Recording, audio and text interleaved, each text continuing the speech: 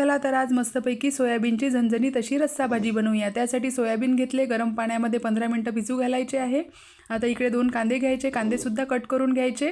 मसाल्याची तयारी करायची, एक टोमॅटोसुद्धा घ्यायचा, टोमॅटो कट करून घ्यायचा आणि थोडं खोबरं घ्यायचं। अगदी कमी साहित्यामध्ये इतकी छान अशी भाजी होते। यापुढे चिकन मटनसुद्धा फेल आहे। कांदा आणि खोबरं भाजून घ्यायचं, त्यामध्ये आता टोमॅटो घालायचं, 5-6 लसूण पाकळ्या, थोडी कोथिंबीर घालायची। छान हा मसाला भाजून झाल्यानंतर थोडा थंड होऊ द्यायचा। तोपर्यंत इकडे मी सोयाबीन वडी काढून घेतली गरम पाण्यातून। आता हा मसाला थंड झाला आहे आणि आता याची पेस्ट काढून घ्यायची। आता त्याच कढईमध्ये 2 माप तेल घालायचं, जास्त भांडे भरवत बसायचं नाही आणि छान तेल सुटेपर्यंत हा मसाला भाजून घ्यायचा।